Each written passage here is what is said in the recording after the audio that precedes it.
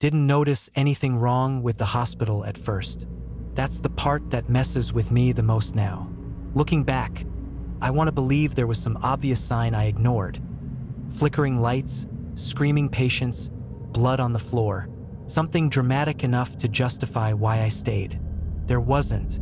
It was just quiet. Too quiet for a hospital, maybe, but not enough to raise alarms. The kind of quiet you only notice after you've already been standing in it for a while. My shift started at 11 p.m. sharp. The front desk clerk handed me a badge, pointed down the hall, and told me where the security office was.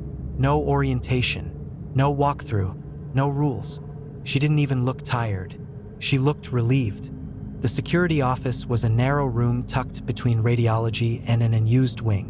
One desk, one chair, a wall of old monitors that weren't plugged into anything, and a single binder sitting in the center of the desk. No label on the cover. Inside were forms, dozens of them, patient observation sheets, time-stamped checklists, every page identical except for the room number at the top. I flipped through them. Most were already filled out, not signed, just written. Short notes, inconsistent handwriting. Still breathing, hasn't moved, stopped responding at 2:41. Not the same person anymore. That last one showed up more than once. I checked the date. All of them were from different years. Same hospital, same rooms, same handwriting on some entries, even decades apart. I told myself they reused old paperwork. Hospitals reuse everything. At 11:47 p.m., the intercom crackled to life. Not overhead, inside the security office only.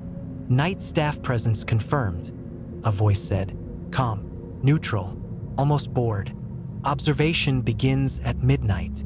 I leaned back in the chair, suddenly very aware that no one had actually told me what I was supposed to observe. Midnight hit, and every monitor on the wall turned on at once. No startup screen, no logo, just live feeds.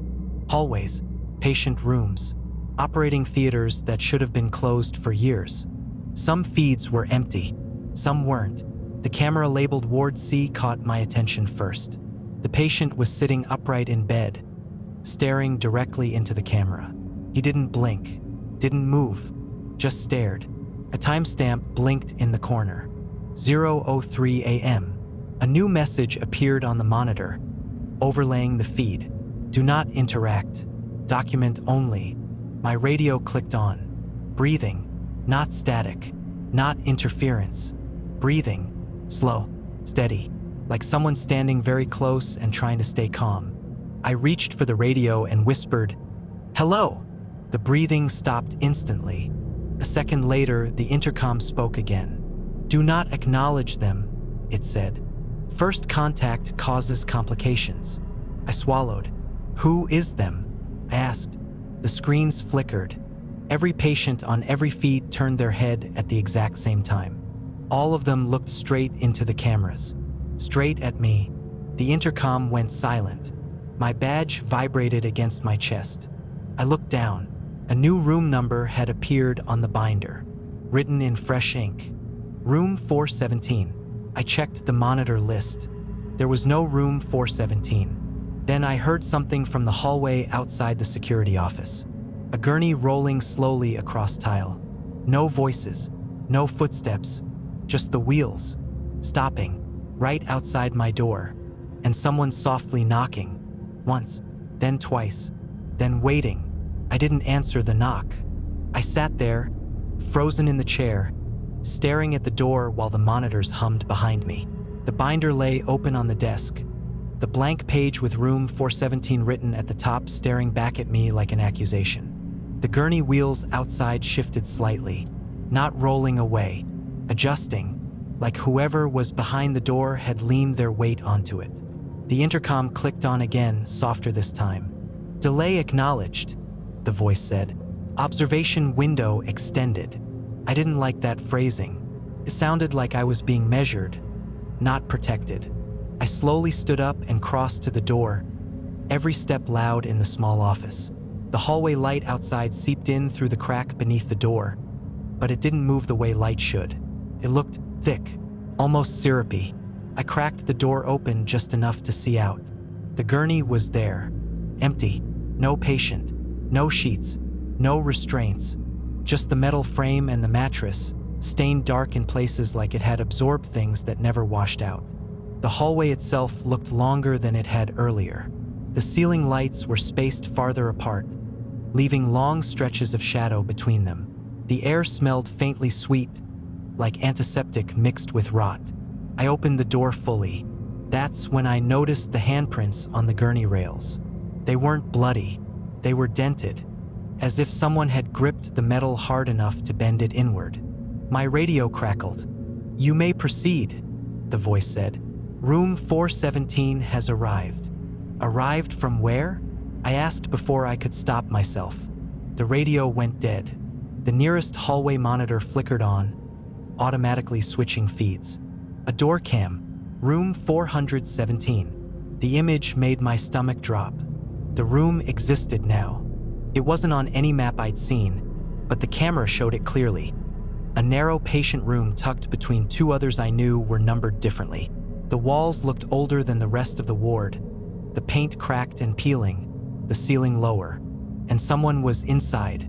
They were standing in the corner, facing the wall. Tall, thin, hospital gown hanging off them wrong, like it wasn't meant for a body shaped like that. Their head was tilted slightly upward, forehead almost touching the wall. They weren't restrained. They weren't moving. The timestamp read 0:19 a.m. A new line typed itself onto the monitor. Subject aware. Do not announce presence. My legs carried me down the hallway before my brain caught up. Every step toward room 417 felt heavier, like the floor itself resisted me. The lights dimmed as I walked, one by one, until the hallway behind me was swallowed by darkness. The door to 417 was ajar. I pushed it open slowly. The room was colder than anywhere else in the hospital. The kind of cold that makes your teeth ache. The walls were bare, no equipment, no monitors, no bed. Just the figure standing in the corner. Up close, I could see their shoulders were shaking. Not violently, subtly, like they were holding something back. "I'm just here to observe," I said quietly, not sure who I was talking to anymore. The shaking stopped.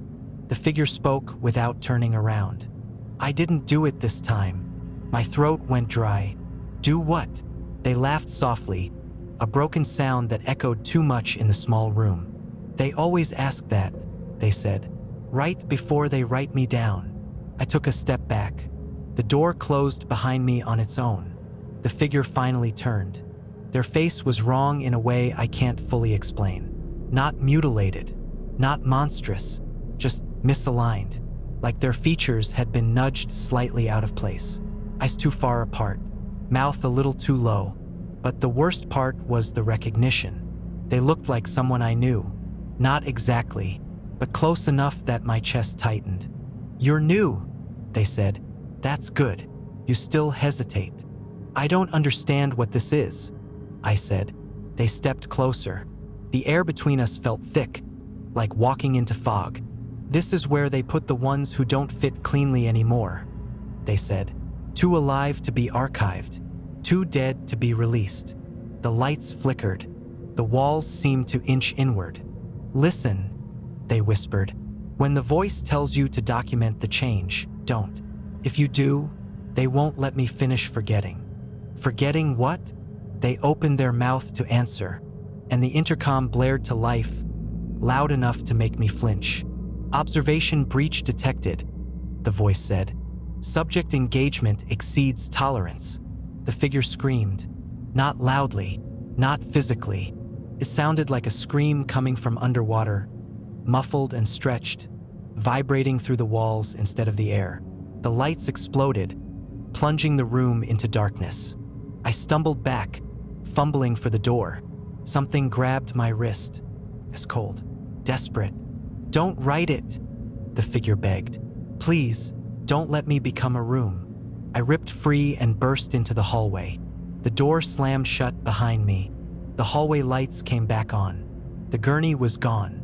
So was the door. Between the two rooms where 417 had been, There was only a blank stretch of wall. Back in the security office, the binder lay open. A new page had been filled out in neat, unfamiliar handwriting. Room 417. Status. Contained. At the bottom of the page, one final note had been added. Observer hesitation noted. Correction pending. My badge vibrated again, harder this time, and from somewhere deep in the hospital, an alarm began to sound. Not a code, not an emergency. Timer. The alarm didn't sound like anything I recognized. It wasn't sharp or urgent. No repeating pattern, no rising pitch. Just a low, steady tone that pulsed every few seconds, like the hospital had developed a heartbeat and wanted me to notice. The monitors reacted immediately. Feeds began switching on their own, cycling through rooms too fast to follow.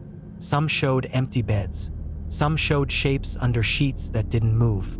A few showed patients standing beside their beds, staring up into the corners of the rooms like they were listening to something crawling through the ceiling. A message appeared across every screen at once. Correction in progress. My badge vibrated so hard it rattled against my chest. The intercom clicked. Observer deviation logged, the voice said. Reassignment required. I didn't do anything, I said, my voice cracking despite myself. There was a pause. Incorrect, the voice replied.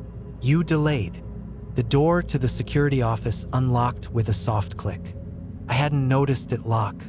Footsteps echoed from the hallway. Not hurried, not heavy, measured, like whoever was approaching knew exactly how far away they were supposed to sound. I backed into the corner, heart pounding, eyes fixed on the doorway. A woman stepped inside. She wore hospital scrubs, pale blue, spotless. Her badge hung around her neck, turned just enough that I couldn't read the name. She looked tired, but not exhausted. More like someone who had accepted something unpleasant a long time ago. You weren't supposed to go into that room, she said calmly. Room 417 shouldn't exist, I said. You know that. She sighed. It didn't. Not yet. She crossed the room and unplugged one of the monitors. The feed cut to black immediately. They don't like it when you talk to them before they're finished, she continued. It slows things down. What are you doing to them? I asked. She met my eyes for the first time. Storing them. For what? Her mouth tightened. So the rest of the hospital can keep pretending it works. She turned the binder toward me. I hadn't noticed how thick it was. Hundreds of pages. Maybe more. Every room is a mistake, she said. A surgery that went wrong. A diagnosis that didn't fit. A death that happened at the wrong time. She flipped to a random page. Room 112, memory failure complete. When people don't exit cleanly, she said, the hospital keeps them. It edits them, trims the parts that don't belong anymore. My stomach twisted. And if it can't? She hesitated. Then they become rooms. The alarm pulsed again, louder this time. The lights dimmed. What's the correction? I asked. She looked past me toward the monitors. You, she said. The door slammed shut behind her as she left. Every screen went dark. Then one turned back on. Camera feed. Not from a room. From the security office. I was on the screen, standing in the corner, looking confused. The timestamp read midnight. A second figure stepped into frame behind me. My chest tightened. It was me. Same uniform, same badge. But he moved differently, more confidently, like he already knew where everything was. The intercom spoke again. Observer replacement initiated. The figure on the screen reached out and placed a hand on my shoulder. I felt something cold brush my back. I spun around. The office was empty, but the chair across from the desk was no longer vacant. Someone was sitting in it. Me. He smiled like this wasn't his first time. You always freak out around now, he said. Don't worry, it smooths out. What happens to me? I asked. He shrugged. You get lighter.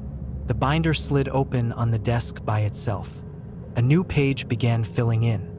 Subject, observer, status, transitional. The alarm stopped. The hospital exhaled. The other me stood up. "Come on," he said. "You still have rounds." My legs moved before I told them to. The hallway outside had changed. Doors were closer together now, the ceiling lower, the air heavier. Patients stood just inside their rooms, watching as I passed, eyes dull, expressions blank. One of them whispered as I walked by, "I remember you." I reached the end of the hall. A door waited there, unmarked. The other me stopped. "This is where you decide how much you lose," he said. I reached for the handle, and the hospital went completely silent. No hum, no beeps, no breathing, just me, and whatever was waiting on the other side. I wrapped my fingers around the handle. It was warm, not room temperature warm, body warm, like someone had just let go of it a second before I touched it. The other me was gone. I didn't hear him leave. He didn't walk away. He was just absent, like a thought that slips out of your head mid-sentence. The hallway felt wider without him there, emptier in a way that made my ears ring. I opened the door. Inside was another hallway, not identical, familiar. Same tile pattern, same scuffed baseboards, same faint water stain on the ceiling that I remembered noticing on my first night, even though I couldn't remember where. Lights flickered overhead, but they stayed on. There were no room numbers, just doors, each one slightly different, some newer, some old enough that the wood had warped around the frames. A few had hospital curtains instead of solid doors, hanging half open like someone had fled in a hurry. I stepped inside and the door closed behind me, soft and final. The intercom didn't turn on. That scared me more than anything else so far. I walked. The floor creaked under my shoes in places it shouldn't have. The smell shifted as I moved, cleaner near some doors, rancid near others. One door I passed had scratch marks dug deep into the paint, layered over each other like whoever made them had been here more than once. I stopped when I saw my name, not written on a door, carved into it, deep, careful, like someone had taken their time. The door creaked open when I touched it. Inside was a patient room that looked too complete compared to the others. Bed made, monitor humming quietly, a chair beside the bed. Someone was sitting in it. He was older than me, not by decades, maybe 10 years. Thinner, tired in a way sleep wouldn't fix. He looked up when I entered and nodded like he'd been expecting me. "Good," he said. "You're earlier than usual." My mouth went dry. "Do I know you?" He smiled faintly. "You will." He gestured to the bed. "Sit. If you stand too long, they start thinking you're ready."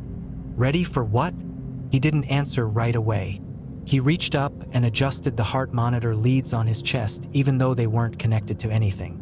"For filing," he said finally. I didn't sit. "What is this place?" I asked. "What are you?" He studied my face with unsettling familiarity. "I'm what happens when you stay long enough to notice patterns," he said. "You're what happens before that." A sound echoed down the hallway outside, metal dragging against tile. Slow, purposeful. He stiffened. "They're moving things again," he muttered. "That means the hospital's dissatisfied. With me. With both of us," he said.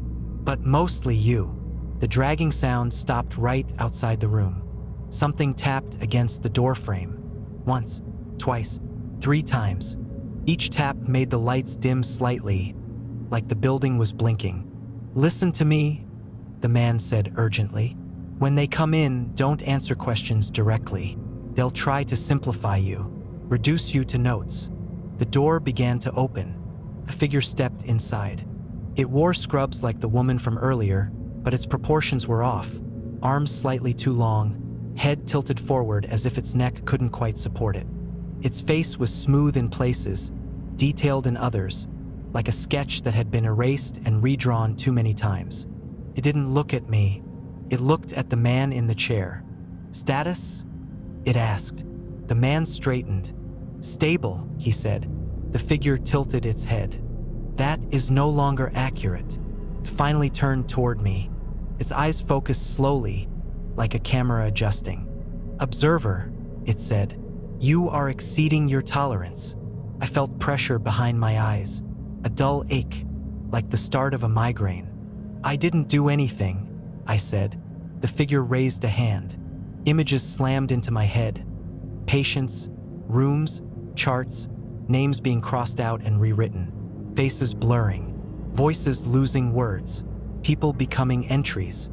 You are remembering, it said. That is non-compliant. The man in the chair stood up suddenly. No, he snapped. You don't get to archive him yet.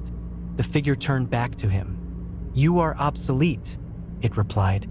The lights exploded. Not shattered, flared. White-hot brightness that made me scream and drop to my knees. I felt hands grab my shoulders, steadying me. When the light faded, the room was empty. No bed, no monitor, no man. I was alone, kneeling on bare tile. A new sound filled the hallway. Typing, rapid, mechanical. I stumbled back into the corridor, heart racing. At the far end, I saw it, a station like mine. Desk, chair, binder. Someone was sitting there, writing. I approached slowly. The person looked up. It was the older man, but his eyes were empty now. He slid the binder toward me. Your turn, he said flatly. I looked down. The page was already filled out. Subject, observer, status, degrading, recommended action, permanent assignment. The pen was warm in my hand. Behind me, doors began opening, all at once, and the hospital leaned in, waiting to see what I would write. I don't know how long it's been since that night. Time works differently here. Sometimes hours pass between blinks. Sometimes years slip by while I'm filling out a single line. The hospital doesn't rush me anymore. It doesn't have to. People still arrive. They come in through doors that weren't there before, confused, clutching paperwork, asking where the exit is. I watch them from behind the desk and feel something stir in my chest. Something like guilt or maybe memory. Fades quickly. It always does. Every now and then, a room appears that shouldn't. A number the system hesitates over. When that happens, the lights dim and the binder opens itself, waiting. I write carefully now. I choose my words the way surgeons choose where to cut. Sometimes, if I'm careful enough, a patient disappears instead of becoming a room. The hospital notices, but it allows it. Balance must be maintained. At midnight, the intercom still speaks. Observation ongoing, it says, and I answer without thinking, because this place doesn't need guards or doctors anymore. It needs witnesses, and I'm very good at remembering just enough to stay.